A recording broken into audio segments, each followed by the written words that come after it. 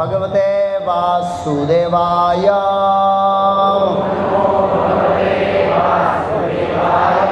ओम नमो भगवते वासुदेवाय।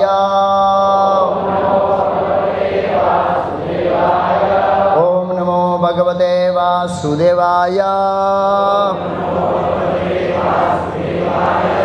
श्रीमद् भागवतम स्कंद 1 अध्याय 11 भगवान श्री कृष्ण का द्वारका में प्रवेश। श्लोक संख्या 25। मेरे पीछे दोहराइए। नित्यम निरीक्ष्य मानानाम यद्यपि द्वारका ओक्षाम न वितृप्यन्ति हे दशः श्रियो धाम अंगम अच्युतम। शब्दार्थ, अनुवाद और तात्पर्य शिला अभय चरणारविंद भक्ति वेदांत स्वामी प्रभुपाद इस्कॉन संस्थापक आचार्य द्वारा नित्यम नियमित रूप से सदैव निरीक्ष्यमानानाम उनका दर्शन करने वालों का यद्यपि अपि के होते हुए द्वारका ओक्षाम द्वारका के निवासी न कभी नहीं वितृप्यन्ति तुष्ट होते हैं ही ठीक से दृशः दृश्य श्रियः सौंदर्य धामंगम शरीर रूपी भंडार अच्युतम अमोघ। अनुवाद मेरे पीछे द्वारा ही अनुवाद। द्वारकावासी समस्त सौंदर्य के भंडार भगवान अच्युत को नित्य निहारने में नित्य निहारना के अभ्यस्त थे, फिर भी वे कभी भी तृप्त नहीं होते थे। तात्पर्य, जब द्वारका नगर की स्त्रियां अपने अपने महलों के अटारियों पर चढ़ गई तो उन्होंने यह कभी नहीं सोचा कि इसके पूर्व भगवान अच्युत को देखा है। मतलब वो पहली बार देख रहे हैं, इस तरह का भाव है कि उनके सुंदर शरीर को अनेक बार देखा था। इससे संकेत मिलता है कि उनके भगवत दर्शन की इच्छा से स्त्रियां तुरंत तृप्त नहीं हुई थी। यदि कोई भौतिक वस्तु बार बार देखी जाती है तो उसके प्रति तृप्ति के नियम अनुसार आकर्षण कम होना स्वाभाविक है, लेकिन ये तृप्ति का नियम भौतिक वस्तुओं पर लागू होता है।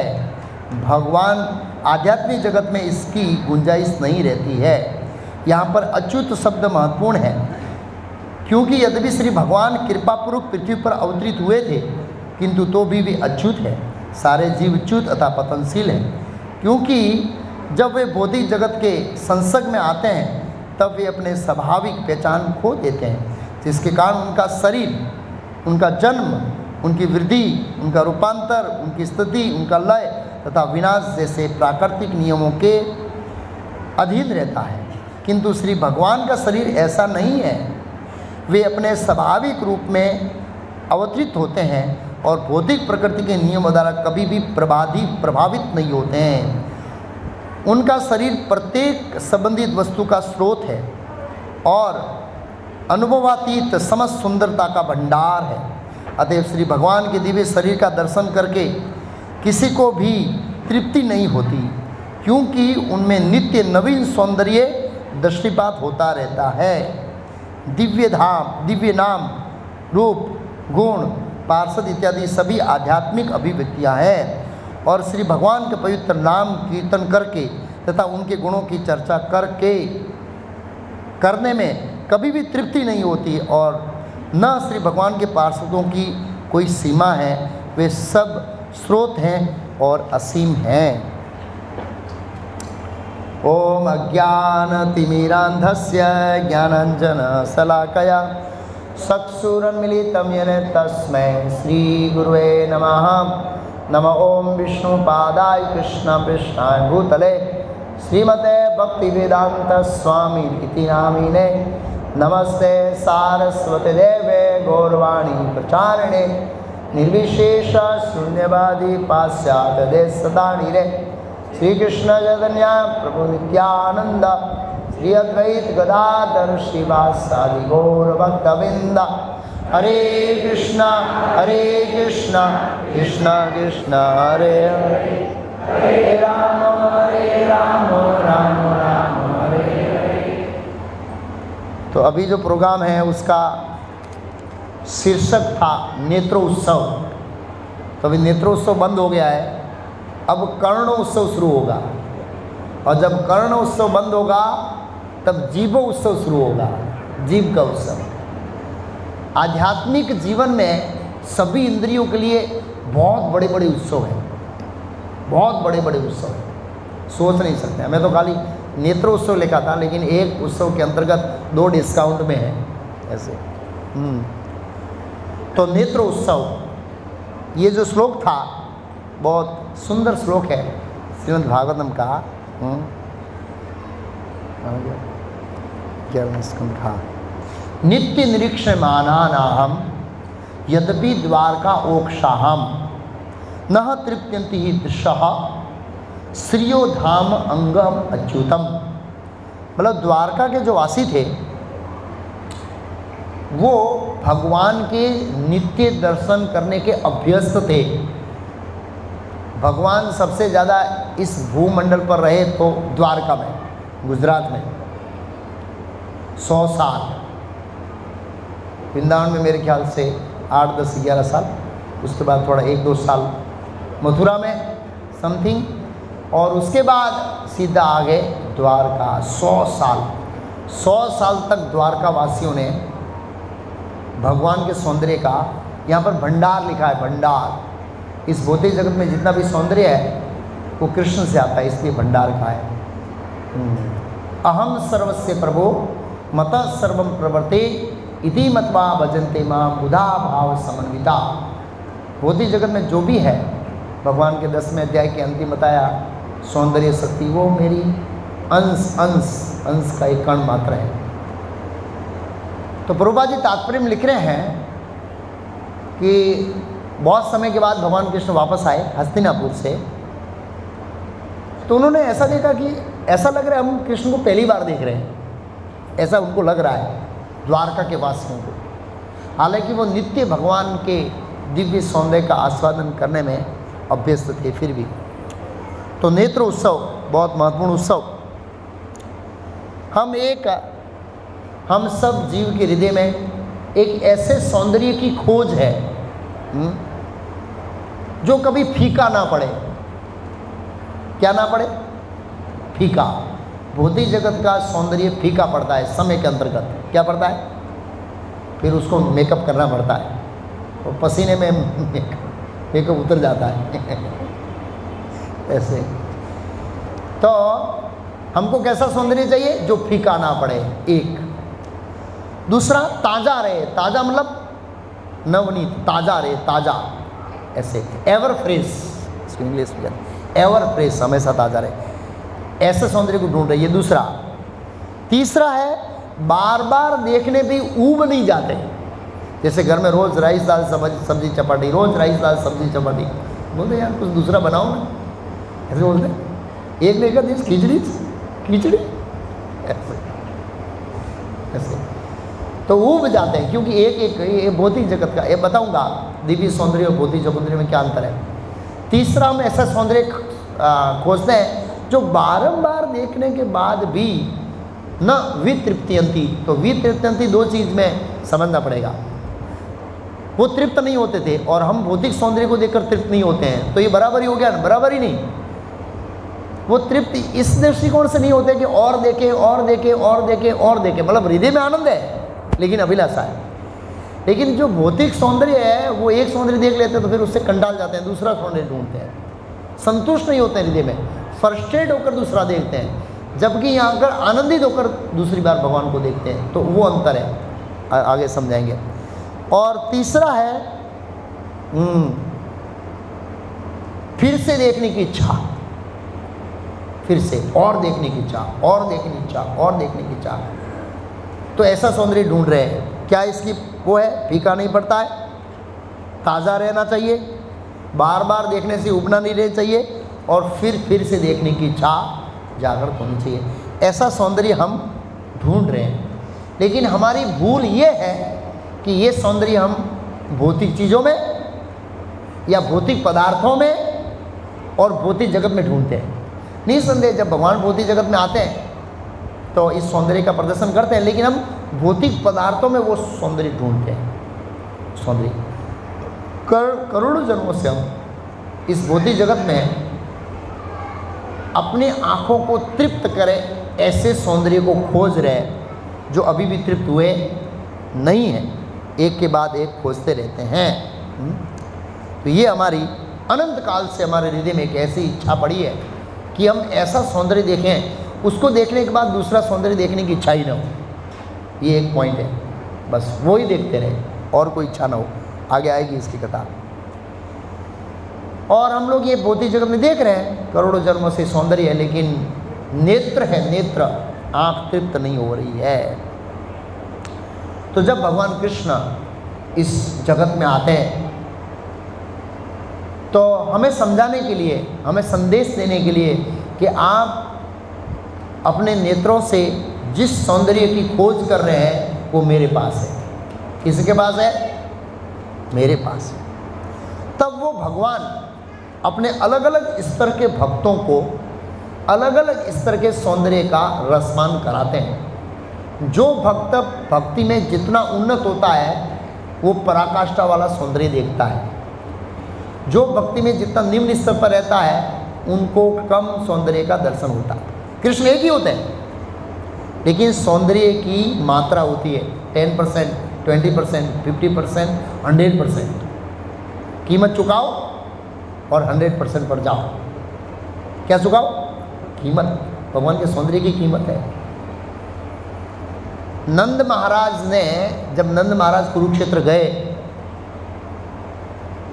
तो नंद महाराज ने व्यक्त किया, मैं कृष्ण का सौंदर्य देखने के लिए कितनी कीमत चुका सकता हूँ। मेरे ख्याल से विचरण ठगे ठाकुर ने नंद महाराज के मनोभाव को पढ़ा। नंद महाराज कृष्ण को वापस लाना चाहते थे, लेकिन वो वसुदेव जी का दिल दुबाना नहीं चाहते थे, इसलिए वो व्रज पे वापस नहीं जाते थे कि हो ना हो वसुदेव जी थक के मेरे को बोले कि जा कृष्ण को लेके जा। ऐसा बोलना चाहिए, लेकिन वो खुद नहीं जाते थे। तो उन्होंने मन में विचार किया, कृष्ण तेरी एक स्माइल के लिए मैं करोड़ों जन्म बलिदान दे सकता हूँ। किसके लिए? ऐसा विश्वनाथ ठाकुर ने लिखा, तेरे मुख पे एक स्माइल देखने के लिए, एक हंसी देखने के लिए मैं करोड़ों जन्मों मेरे को बलिदान देने के लिए तैयार हूँ। एक बार ब्रिज में आता, ब्रिज में आ जा और वो पहले की स्माइल दे दे, बस मैं करोड़ों जन्म तेरे लिए न्यौछावर करने के लिए तैयार हूँ। ये नंद महाराज का भाव विश्वनाथ ठाकुर ने लिखा है। इतना सौंदर्य। तो जब भगवान आते हैं तो अपने पार्षद होते हैं, उनको पूर्ण सौंदर्य का दर्शन कराते हैं, और जिस स्तर पर भक्त होते हैं उनके स्तर से वो अपने सौंदर्य का दर्शन कराते हैं अपनी आयुधों की कृपा से। तो एक ऐसा ही नेत्र उत्सव हुआ था। नेत्र उत्सव, भगवान की सर्वोच्च भक्ति गोपियाँ, गोपियों को 2 टाइम कृष्ण को देखने का मौका मिलता था। कितने टाइम? 2। एक तो गोचारण के लिए जब कृष्ण निकलते थे तब वो ऊपर चढ़ जाती थी और कृष्ण बीच की गलियों से निकलते तब, और शाम को वापस आते तब, बस। तो इससे गोपियाँ संतुष्ट नहीं थी। गोपियाँ चाहती थी कि हम जी भर के देखें, कि वो मर्यादा में रहने वाली स्त्रियाँ थी और वो वहाँ जा नहीं सकती थी इस तरह से, इसलिए वो घर में रहती और दोनों टाइम कृष्ण को देखती थी। तो उन्होंने बहुत इच्छा किया कि कृष्ण ऐसा विस्तार करो, जी भर कर देखें। तो भगवान ने योजना किया क्या? गोवर्धन पर्वत, इधर फोटो देख सकते हैं, बीच में है। 7 दिन 7 रात जी भर कर कृष्ण को देखा। उसको कहते हैं, आचार्यों ने उस फेस्टिवल का नाम क्या दिया? नेत्रोत्सव। और वहाँ कोई उत्सव नहीं था, प्रसाद बनाने कोई प्रश्न नहीं है, क्योंकि सब तरह से बारिश गिर रही है, पर्वत ऊपर है। एक उत्सव का आनंद ले सकते हैं हम लोग, कौन सा है? खाली कृष्ण को देखने का। रात दिन कृष्ण को देख रहे बस। और जब पलकारें पलती है तो ब्रह्मा जी को बोलते हैं, अच्छा इंजीनियर नहीं है यार, तेरे को कृष्ण इतना पढ़ा है लिखाया, तेरे को पता नहीं आँख कैसे बनानी, ये पलकारें क्यों बनाई, समझ में नहीं आता। ऐसे करके मतलब अपने को कोसती है ब्रह्मा जी को इस तरह से। तो वो एक नेत्रोत्सव आचार्यों ने कहा, जो एक नहीं, गोपियों के लिए नहीं, सभी जीवों के लिए वो उत्सव था। गायें भी देखना आप, गायों का पेज देखिए, जिसने पेंटिंग किया है बहुत बुद्धि से और भक्ति से किया है। उनकी आंखें भी कृष्ण पर टिकी हुई थी। मोर, पक्षी, पशु, सब जो भी वृक्ष में जीव थे, वो सब एक दृष्टिकोण से, एक चित्त से कृष्ण को देख रहे हैं ऐसे। फिर राजसूय यज्ञ में वर्णन आता है। राजसूय यज्ञ में सुखदेव गोस्वामी कहते हैं, भगवान कृष्ण ने अपने सौंदर्य को खोला। हिरण्य मात्रेण पात्रेण, भगवान के सौंदर्य के बीच में ब्रह्म ज्योति का पर्दा रहता है। इससे उपनिषद में एक श्लोक में एक भक्त प्रार्थना करता है, प्रभु आपके बीच में से वो ब्रह्म ज्योति का तेज वो हटाइए, ताकि मैं आपके सौंदर्य का क्या कर सकूं? तो सामान्य व्यक्ति है वो कृष्ण के सौंदर्य का दर्शन नहीं कर सकता। भगवान जब कृपा करते हैं तब कर सकता है। तो भगवान ने वहाँ थोड़ा डिस्काउंट दिया, अपने सौंदर्य को खोला, ताकि हर आने वाला भक्त नहीं, भाग लेने वाले मेहमान कृष्ण का सौंदर्य का रसपान कर सके। जब कृष्ण को जो मेन सिंहासन है जिस पर अग्र पूजा होनी थी उस पर बिठाया, और जो मंडप है उसके अंदर 14 लोगों के सर्वश्रेष्ठ लोग मौजूद थे। 14 लोग हुए उसमें लिखा है, ऊपर के लोग, मध्य के लोग और निम्न लोग, तीनों लोग में 14 लोग मौजूद थे। और जो लोग भगवान कृष्ण के सौंदर्य से अभिज्ञ थे कि भगवान का सौंदर्य दिव्य है, भौतिक नहीं है, उनको ज्ञान नहीं था, ऐसे लोगों ने एक श्लोक बोला।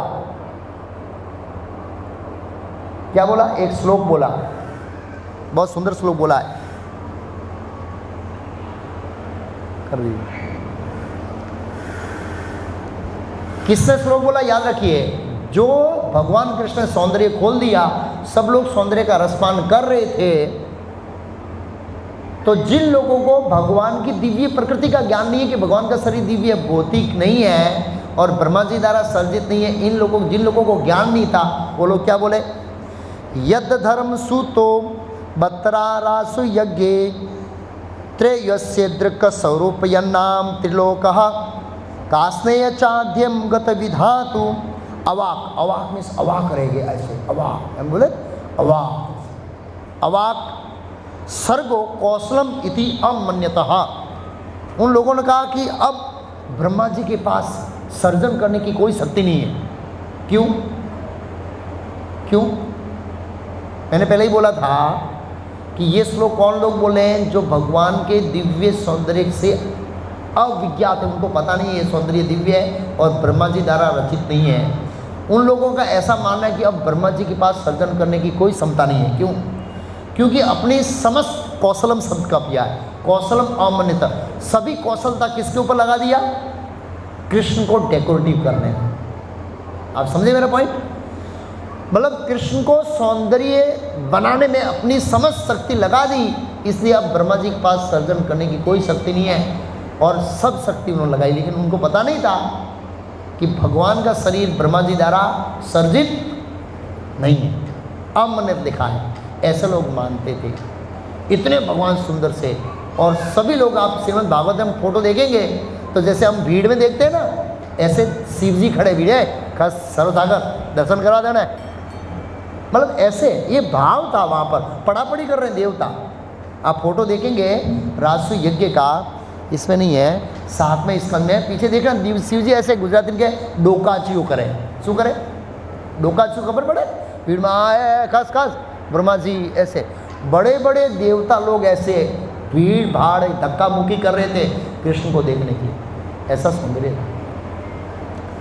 फिर भगवान ने मथुरा में जब प्रवेश किया तो वहाँ पर सब मथुरावासी भगवान कृष्ण के सौंदर्य का गुणगान कर रहे हैं और व्रजवासियों का गुणगान कर रहे हैं कि व्रजवासियों ने क्या पुण्य किया होगा कि इस मधुसूदन के सौंदर्य का रसपान किया उन्होंने इतने समय तक। इस तरह से उनका गुणगान कर रहे हैं सभी ऐसे। फिर जब अब भगवान कृष्ण द्वारका में प्रवेश किया तो द्वारका के वासी भगवान कृष्ण के सौंदर्य का रसपान करते हुए कहते हैं कि आज तक हमने कृष्ण का ये स्वरूप तो देखा ही नहीं, ऐसा लग रहा हम कृष्ण को पहली बार देख रहे हैं इस तरह से। फिर जब हस्तिनापुर से भगवान विदाई हुए तो समस्त हस्तिनापुर के वासी वहाँ आए और भगवान का सौंदर्य का रसपान कर रहे थे इस तरह। और हम देखते हैं सुखदेव गोस्वामी जब घर से भाग गए तो उनको वापस लाने के लिए आचार्यों का कहना है व्यासदेव ने 2 श्लोक दिए। कितने श्लोक दिए? एक तो पूतना वाला का श्लोक, पूतना की कृपा, और दूसरा श्लोक दिया भगवान के सौंदर्य का वर्णन। तो सुखदेव गोस्वामी उस सौंदर्य को सुनकर आकर्षित हो गया, भला इस प्रकार का कि सुंदर व्यक्ति हो सकता है। मैं जानना चाहता हूँ इस व्यक्ति के बारे में, कौन बताएगा? बोला तुम्हारा बाप, नाम नहीं बोला ठीक है, तुम्हारा बाप बताएगा व्यासदेव। उनके पास वो सौंदर्य वाला व्यक्ति का ज़्यादा इन्फॉर्मेशन है, कहने का भाव ये है। इस तरह से व्यासदेव बताएंगे। फिर हम भगवान के सौंदर्य का वर्णन पढ़ते हैं, बस पर वो बैठने दीजिए, अभी 10-15 मिनट ही है। तो उसके बाद सौंदर्य का वर्णन है कि ध्रुव महाराज जब भगवान तपस्या कर रहे थे तो परमात्मा रूप में हृदय में कर रहे थे और वही हृदय का रूप बाहर आके बड़ा हुआ और उनको देखा तो ऐसा लग रहा कि सब इंद्रियां अलग अलग खींच गई, आंख देखने को, कान सुनने को, हाथ स्पर्श करे को, और ध्रुव महाराज में लिखा स्तबित हो गई, स्तबित ऐसे ऐसे, और सभी इंद्रियां सेपरेट होकर, ऐसा नहीं कान निकल के चला गया, ऐसा नहीं है, लेकिन कान अपनी तरफ से भगवान के शब्द सुनना चाहता था, आंख भगवान को अपनी तरफ से देखती चाहती। एट ए टाइम सभी इंद्रियां भगवान के दिव्य शरीर के ऊपर एक चित्त से टिक गई, ऐसा वर्णन है। फिर आता है नारद जी का। हमने नारद जी का पहले स्कंद में ही सुन रहे हैं कि जब नारद जी दासी पुत्र के शरीर में थे और चतुर्मास में वेदांती भक्ति वेदांतियों का सेवा किया, फलस्वरूप उन्होंने मंत्र दिया और उस मंत्र का जाप करके तालाब के किनारे बैठे और हृदय में भगवान का ध्यान करने लगे। और जैसे ही उन्होंने गुरु साधु शास्त्र में ध्यान किया तो हृदय में रूप आया तो नारद जी ऐसे गदगदित हो गए, गदगदित ऐसे हो गए, ऐसे अचंभित हो गए नारद जी, और विद इन दी 5 सेकंड में वो रूप गायब हो गया। और नारद जी ऐसे देख रहे हैं, कहाँ है वो रूप, कहाँ है रूप, कहाँ है रूप, ऐसे तड़प रहे थे, तड़प रहे थे उस रूप को देखने के लिए। आकाशवाणी हुई, तुम ये रूप नहीं दे सकते हैं, ये तो डिस्काउंट में था, ये तो नमूना था। हम दुकान में जाते हैं, काजू कतरी का एक नमूना दो, खा भाई, ये दूसरा दो, खा भाई, तीसरा दो, खा, चौथा नहीं देगा भाई, अब तो खरीदना पड़ेगा, क्यों तो नमूना करते करते मेरा काम पूरा कर देगा। तो कहने का मतलब है तुम्हारी योग्यता नहीं है, इसलिए तुम परमानेंट दर्शन नहीं कर सकता, ये तुम्हें योग्यता अर्जित करनी पड़ेगी, तब तुम परमानेंट दर्शन करेगा। भगवान ने कहा अब तेरी भक्ति कच्ची है, कच्ची भक्ति में मेरे दिव्य स्वरूप का दर्शन नहीं होता, ये तो मैंने अपनी अहेतु की कृपा से तेरे को दर्शन दिया। तो नारद जी गुजराती में क्या तल पापड़ थी आता वो दर्शन माटे, इतने विचलित हो गए उस दर्शन न देखने के कारण, सोच नहीं सकते हैं, क्योंकि ऐसा अद्भुत दर्शन था। तो हम देखते हैं कि भगवान जब इस भौतिक जगत में आते हैं या अपने भक्तों को उनकी स्थिति के अनुसार, उनकी भक्ति के स्तर के अनुसार अपना दर्शन देते हैं इस तरह से। तो भगवान कृष्ण का दर्शन क्यों इतने लालाई थे इस लोग, देखते हैं हम लोग क्यों इतना वर्णन है, क्योंकि भगवान कृष्ण का जो शरीर है वो दिव्य है, ईश्वरा परम कृष्णा सच्चिदानंद विग्रह अनादिरादिर गोविंदम सारण कारणम। भगवान के सौंदर्य का वर्णन ब्रह्म संहिता में ब्रह्मा जी ने बहुत ज़बरदस्त किया है। और वो सौंदर्य दिव्य है। दिव्य है मीन्स प्रकृति के 3 गुणों से ये जो व्यक्त अव्यक्त संसार है उससे नहीं बना है। भौतिक जगत में हमारा सौंदर्य 15 से 30 अप जाता है और 30 से फिर डाउन आता है। आध्यात्मिक जगत में ऐसा नहीं है। भगवान कृष्ण कुरुक्षेत्र में थे, 125 साल के थे। कितने साल के? ऑलमोस्ट। और ऐसा लग रहा था कि 16 साल का लड़का है। नव यौवनम च, नव यौवन मतलब हमेशा जवान। और भगवान का एक नाम है नवनीत तस्कर। नवनीत तस्कर का नाम का मतलब क्या? नवनीत। नवनीत मतलब हमेशा ताज़ा। भगवान का सौंदर्य हमेशा ताज़ा रहता है, कभी बासी नहीं होता है। हम ऐसे एहसास नहीं करेंगे कि आज देखे अब कल देखने जरूर नहीं होती, देखा ही है ऐसे नहीं कर सकते हैं। तो इसलिए वो दिव्य है और भगवान समस्त सौंदर्यों के धाम हैं। तो बद्ध जीवन में हमारी आंखें भौतिक है, इसलिए ये जो भगवान साक्षात विराजमान है, जगन्नाथ अपने दिव्य रूप में विराजमान है, फिर भी हम भौतिक रूप देख रहे हैं भगवान का। और जो शास्त्रों में भगवान के दिव्य सौंदर्य का वर्णन किया है अभी हमने, जो नंद महाराज देखते थे, गोपियाँ देखती थी, मोर देखता था और द्वारकावासी देखते थे, नारद जी ने देखा, सुखदेव गोस्वामी ने देखा, राजसूय यज्ञ में लोगों ने देखा, वो हम नहीं देख पा रहे क्योंकि हमारी आंखें क्या है? भौतिक है। इसलिए हम इनको नहीं देख पा रहे और जो दिव्य सौंदर्य उसका रस आस्वादन नहीं कर पा रहे हैं। जो वास्तव में भगवान के सौंदर्य का रस आस्वादन होना चाहिए वो नहीं कर पा रहे। इसलिए वो नहीं कर पा रहे, इसलिए भगवान फैसिलिटी दे रहे हैं कि अर्च विग्रह में, अर्च विग्रह के स्वरूप में आते हैं हमारे सामने। और वो अर्च विग्रह के स्वरूप को देखते देखते देखते देखते देखते देखते एक दिन हम इतने योग्य हो जाएंगे कि वही अर्च विग्रह को दिव्य स्वरूप में देखेंगे। जो युधिष्ठिर महाराज देखते थे, जो अर्जुन देखता था, जो द्वारकावासी देखते थे, जो गोपियाँ देखती थी, उसी को देख पाएंगे। वही प्रोसेस है बस। मतलब आप प्रोसेस समझेंगे कि दिव्य सौंदर्य वास्तविक नेत्रोत्सव कैसे कर सकते हैं। अर्च विग्रह रूप में आते हैं। सेवा करते करते हमारी इंद्रियां क्या होगी? दिव्य होगी। क्या होगी? दिव्य इंद्रियों से दिव्य रूप देख सकते हैं, भौतिक इंद्रियों से दिव्य रूप नहीं देख सकते हैं। अतः श्री कृष्ण नाम आदि न ग्राह्यम भवेत इंद्रिया सेवन मुखे ही जीव आदो स्वयं एव स्फुर्यतः। अतः श्री कृष्ण नाम आदि में नाम गुण रूप लीला न ग्राह्यम, ग्राह्य मीन्स ग्रहण कर सकते हैं, भवेत इंद्रिय भौतिक इंद्रियों से ग्रहण नहीं कर सकते हैं। तो कैसे करते हैं? सेवन मुखे ही जीव आदो, सेवा करने से। और सेवा का आरंभ कहाँ से होता है? जीव से। और जीव के कितने कार्य हैं?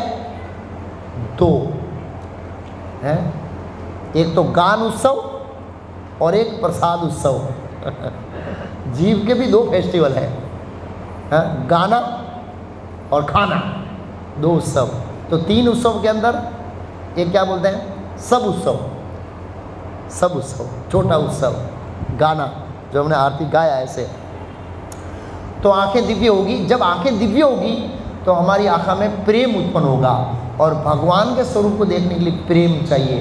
हमारे आंखों में क्या है? काम में इच्छा, भौतिक। जब हमारी आंखें काम से प्रेम में रूपांतरित होगी तो हम भगवान के दिव्य स्वरूप को देख पाएंगे। प्रेमांजन सुरीत भक्ति विलोचनैना संत सदैव हृदये सुविलोकयन्ति यम श्याम सुंदरम अचित्य गुण स्वरूपम गोविंदमादि पुरुषम तमहम भजामि। ब्रह्मा जी कहते प्रेमांजन सुरीत, अंजन लगाते हैं ना, अंजन, काला अंजन, तो वहाँ पर प्रेम का अंजन लगाना है। जब हमारे आंखों में प्रेम का अंजन लगे, प्रेमांजन सुरीत, उससे पूरित भक्ति विलोचने है ना, भक्ति से वो अंजन लगेगा। संत मीन्स भक्त, सदैव मीन्स हमेशा, हृदयेषु, दूरदर्शन, यहाँ दूरदर्शन हमारा टीवी यहाँ पर है। संत सदैव हृदयेषु क्या देखता है? विलोकयन्ति, देखता है। यम श्याम सुंदर अचिंत्य गुण स्वरूपम, श्याम सुंदर के अचिंत्य गुण स्वरूप सब कुछ देखता है, नाम गुण रूप लीला देखता है। प्रेमांजन सुरीत भक्ति विलोचने ना। तो एक तो हम सेवा करके देख सकते हैं, अतः श्री कृष्ण नाम आदि भौतिक से नहीं दे सकते हैं, प्रेम रूपी अंजन से, प्रेम करने से सेवाएगा। और दूसरा हम देख सकते हैं आचार्यों की कृपा से। किसकी कृपा से? अगर कोई सेवा भक्ति से नहीं देखता है और आचार्य अपनी अहेतु की कृपा करता है तो बिना 16 माला के वो दर्शन हो सकता है। हुआ है एक जगह, कोई 16 माला नहीं, कोई मंगलारती नहीं, कोई चार नहीं, माल नहीं, फिर भी हो गई। तो कई बार आचार्य ऐसी करुणा करते हैं। एक कथा है जिसको नेत्र उत्सव हो गया था, वास्तव में नेत्र उत्सव हुआ, तो रामानुचार्य की कथा है। महान आचार्य, भगवान ने किसी भी जीव के ऊपर कैसी भी कृपा करने के लिए पावर दे रखा है आचार्यों को। जब वो चाहते हैं इस जीव को ऐसी कृपा मिले तो उस इच्छा का वर्ण होता है। तो रामानुचार्य एक बार यात्रा लेके जा रहे थे, तो सब लोग उस यात्रा में थे। तो हम भगवान को देखते हैं ना, जगन्नाथ भगवान को, लेकिन एक धनुर नाम का सेठ, धनुर सेठ जा रहा था छाता पकड़े हुए, एक बड़ी सुंदर कन्या को देख रहा था। और रामानुचार्य की नज़र पड़ी कि सब लोग भगवान को देख रहे हैं और ये वो कन्या की ओर देख रहा है। उसको बुलाया, अभी भगवान जा रहे हैं, इतने लोग दर्शन कर रहे हैं, इतने और क्यों देख रहा है? तो उन्होंने कहा अभी इसकी आंखें बहुत सुंदर है। क्या सुंदर है? आगे मतलब फेस। तो रामानुचार्य ने कहा इससे सुंदर आंखें बताऊं तो बोलो उसको छोड़ दूंगा। ठीक है। शाम को आए, यात्रा पूरी होने के बाद पुजारी को बोला पर्दा खोलो। पुजारी ने पट खोला। रामानुचार्य ने प्रार्थना किया, प्रभु वो मोहिनी रूप की आंखें बताइए इसको। किस रूप की आंखें बताइए? और बताई, ये तो पागल हो गया। बोला पर्दा बंद कर दे, पर्दा बंद कर दे जल्दी। पुजारी को बोला नहीं नहीं बंद मत करो। नहीं ये तो सैंपल है। क्या है? अब तुझे भक्ति करके वो सौंदर्य का रस आस्वादन करना।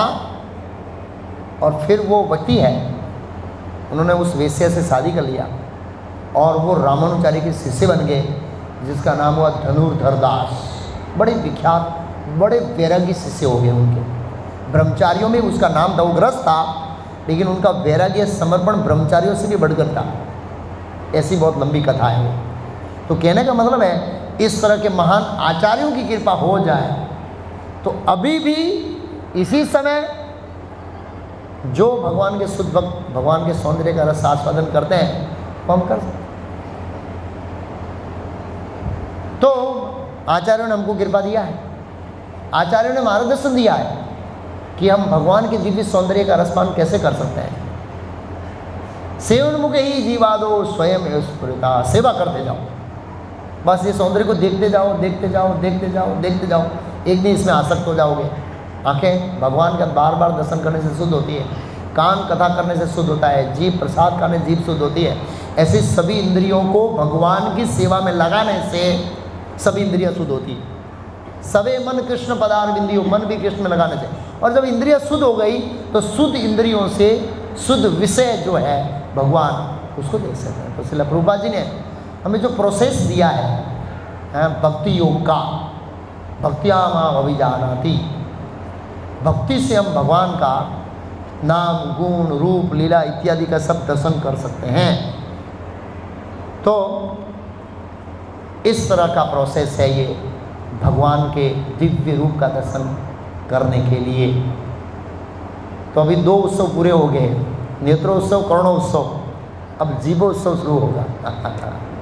हरे कृष्णा। जगन्नाथ बलदेव सुभद्रा मैया की, जगन्नाथ रथ यात्रा महामहोत्सव की। अब प्रसाद उत्सव के बाद निद्रा उत्सव आएगा और निद्रा उत्सव के बाद सुबह में पुनः नेत्र उत्सव आएगा। तो सुबह ब्रह्म मुहूर्त में भगवान का दर्शन करना है। अभी तो हम तमोगुण से आए हैं, कहाँ है, इसलिए वो दिव्य सौंदर्य भगवान को देख नहीं पाए। सुबह सत्वगुण में आना दिखेगा। कितने बजे प्रभु? 5:30 बजे मंगला दर्शन। सत्वगुण के अंदर भगवान का दर्शन। कौन से गुण में? स्नान करके, तिलक करके, नहा धोकर, शुद्ध कपड़ा पहनकर 5:30 बजे भगवान ने 1 घंटा डिस्काउंट दिया है। इस जगन्नाथ भगवान ने 1 घंटा डिस्काउंट कि आप लोग थोड़े तमोगुणी हैं, कोई बात नहीं, आराम से सो जाइए 1 घंटा ज़्यादा, लेकिन सुबह आइए ज़रूर मंगला आरती के अंदर, मंगल दर्शन में आइए। हरे कृष्णा। तो अभी अगला कार्यक्रम अनाउंसमेंट होगा, तो उस सब कार्यक्रम में भाग लीजिए और सभी इंद्रियों को दिव्य इंद्रियों से संतुष्ट कीजिए। हरे कृष्ण।